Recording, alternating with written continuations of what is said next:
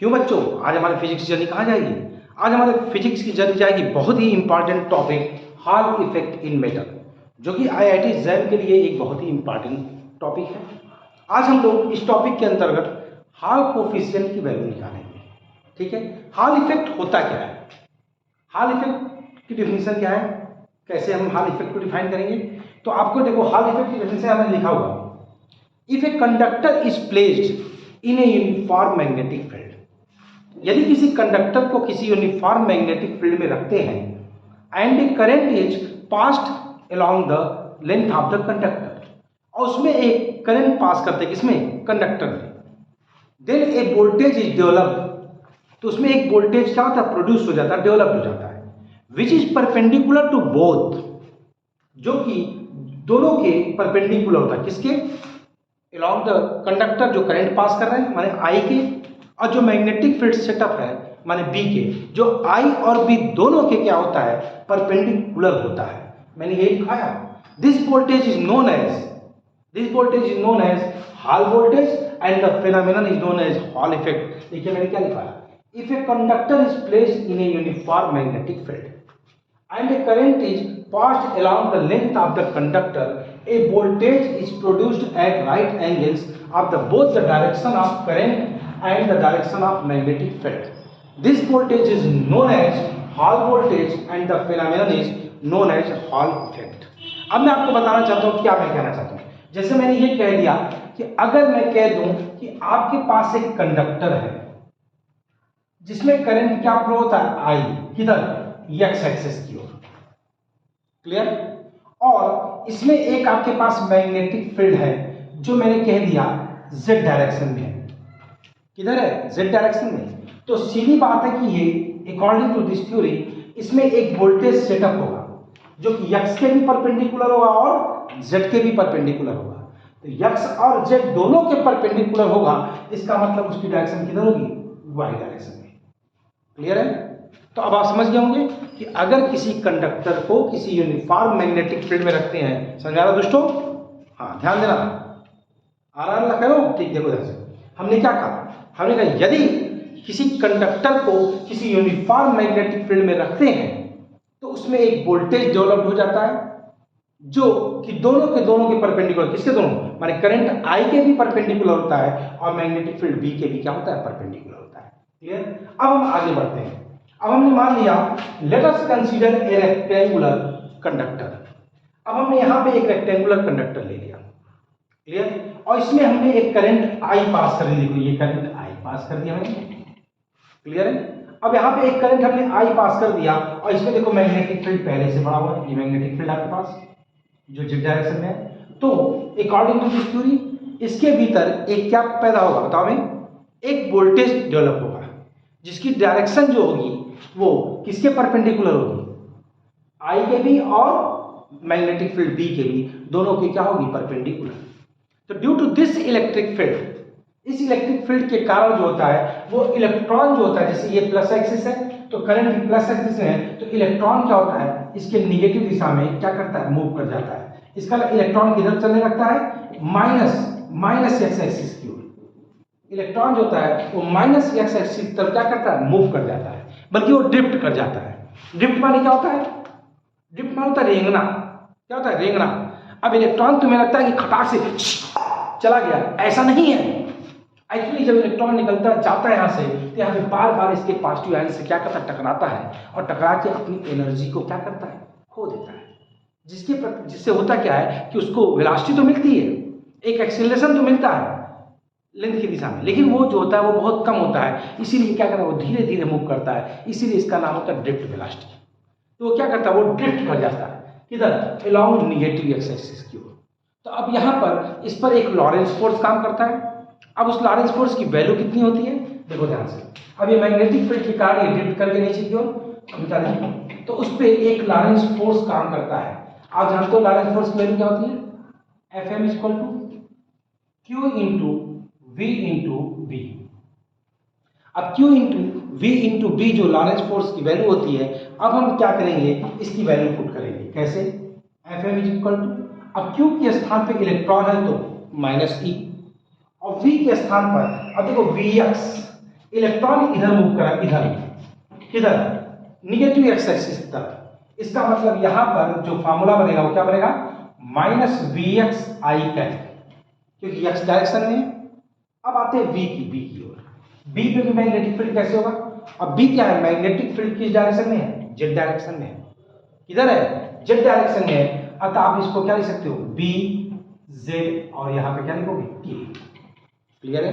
अब हम इसकी वैल्यू निकालते हैं। ये माइनस और ये माइनस मिलकर क्या होता है, प्लस। यहाँ पे आप कहते हैं इसको क्यू वी क्रॉस बी लिखते हैं, इसको क्यू वी क्रॉस बी, ये फॉर्मूला होता है। अब यहाँ पर माइनस और माइनस मिलकर क्या हो गया, प्लस, तो ई हो गया। और यहाँ पे क्या हो गया, वी एक्स, और यहाँ पे क्या हो गया, वी जेड। अब क्या बचा, यहाँ पे बचा तुम्हारा आई और क्रॉस के।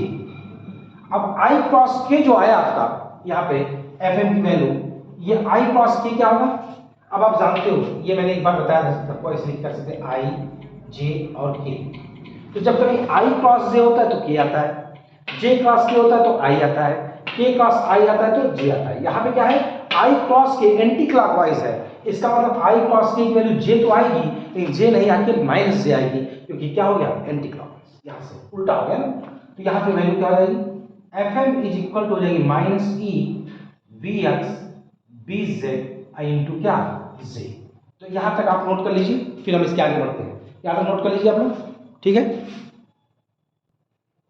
अब आपने नोट कर लिया। अब हमको देखो अब क्या करना है। अभी इलेक्ट्रिक फील्ड के प्रभाव में ये निगेटिव एक्स डायरेक्शन में आ रहा था, पर यहाँ तो लॉरेंस फोर्स लग रहा है। अब ये लॉरेंस फोर्स करता क्या है, ये लॉरेंस फोर्स, थोड़ा बैठिए, ये लॉरेंस फोर्स जो है वो इलेक्ट्रॉन को किधर लाता है, धक्का देता है, किधर, नीचे की ओर, निगेटिव की ओर। ऐसे देखो, अब यहाँ पर इलेक्ट्रॉन किधर एक्यूमुलेट हो जाएगा, मान लो इसकी लेंथ एल मानते हैं, इसकी ब्रेथ बी मानते हैं।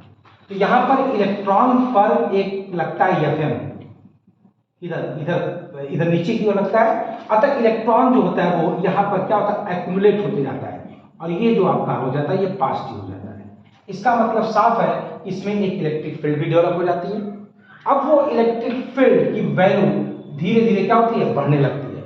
और जब इलेक्ट्रिक फील्ड की वैल्यू इंक्रीज करते करते करते करते करते करते एफएम के बराबर हो जाए, जब इलेक्ट्रिक फील्ड की वैल्यू एफएम के बराबर हो जाएगी तो इलेक्ट्रॉन का नीचे आना क्या होता है, रुक जाता है। और जब इलेक्ट्रॉन का नीचे आना रुक जाता है तो ऐसे कंडीशन में आप कह सकते हो कि एफई जो है वो एफएम के क्या है, बराबर है।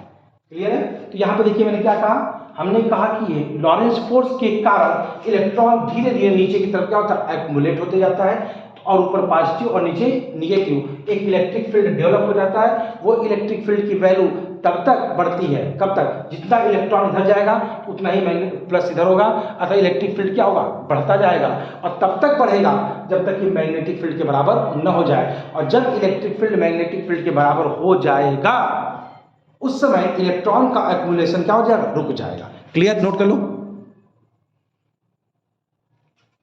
अब यहां पे क्या करेंगे, एफ की वैल्यू और एफ एम की वैल्यू पुट करेंगे। एफ की वैल्यू क्या है, ई इंटू ई एच, जहां ई एच क्या है, ई एच क्या है, E H is equal to Hall electric field. E H जो है वो आपका क्या है, हॉल इलेक्ट्रिक फील्ड है। और एफ एम की वैल्यू क्या है, यहां मैग्नीट्यूड की बात कर रहे हैं।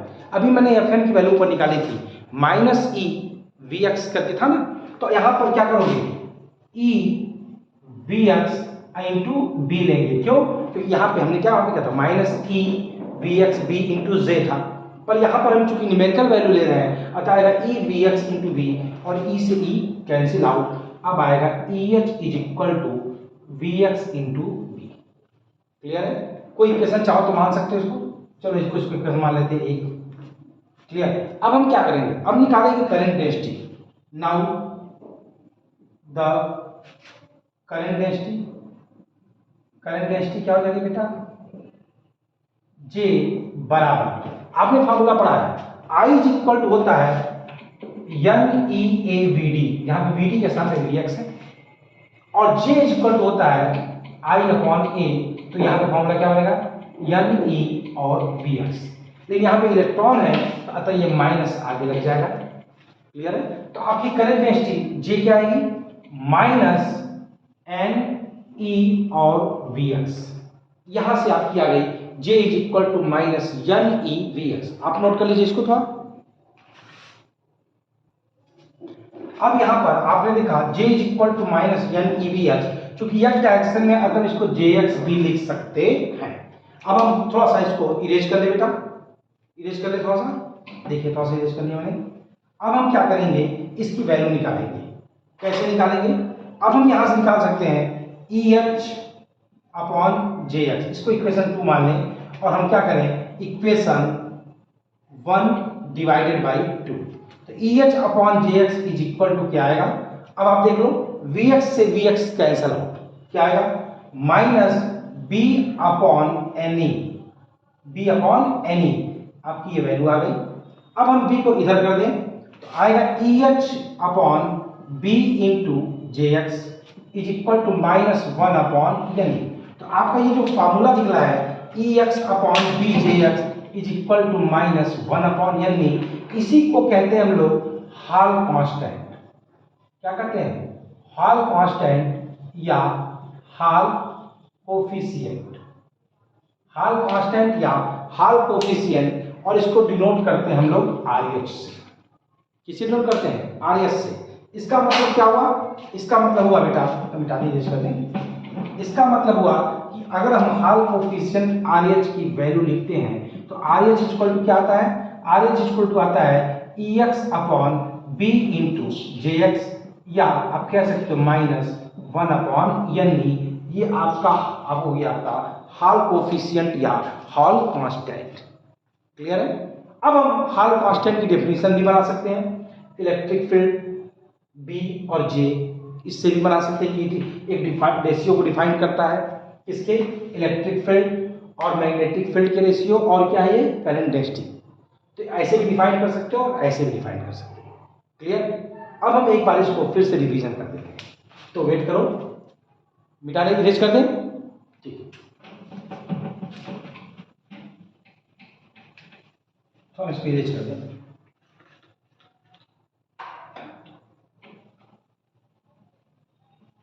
तो हम एक बार फिर से इसको बता दें थोड़ा छोटे में, याद कर लो ये पे अभी की अभी कैसे याद होगा। देखो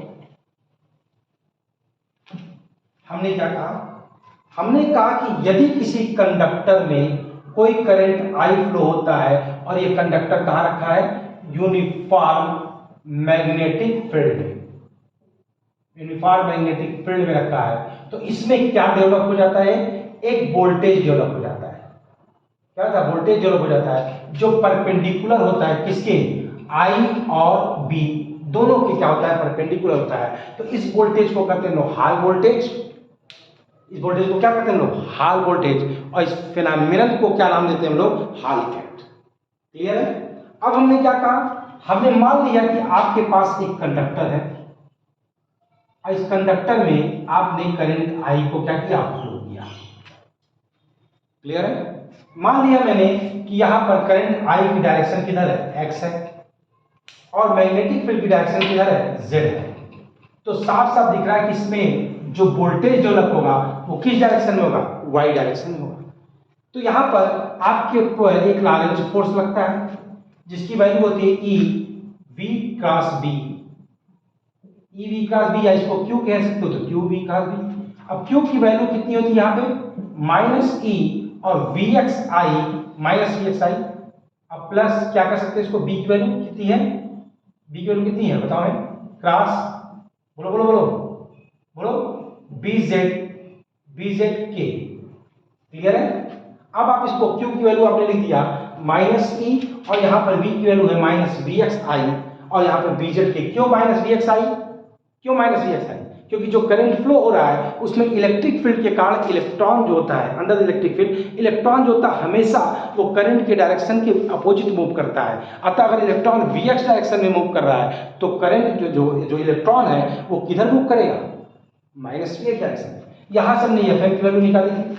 अब इस एफ एम के कारण उस पर काम कर रहा था एक इलेक्ट्रिक फील्ड।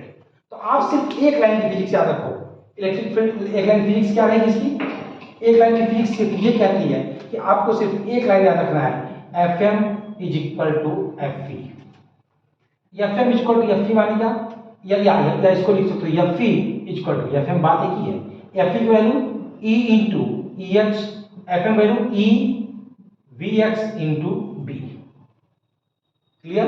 इसके बाद आपने करंट डेंसिटी लिख दिया J equal to minus N E और वी एक्स। आपने क्या किया, यहाँ से ई से ई कैंसिल आउट और इसको इससे डिवीजन कर दिया। जब इसको डिवीजन किया तो ये इससे कैंसिल आउट आया क्या, E H upon J equal to what, B upon minus N E, और यहाँ से आपने वैल्यू निकाल दी E H upon B into J को आप जे एक्स लिख सकते हो, J X is equal to minus one upon N E. This is known as Hall coefficient या Hall constant and denoted by RH. तो मेरे ख्याल से आपको ये समझ में आ गया होगा अच्छे से। अगर कोई कंफ्यूजन होगी तो कमेंट बॉक्स में लिख देना, ठीक है। ठीक, चलो तुम भी ऐसा करो, मैं भी ऐसा करता हूँ।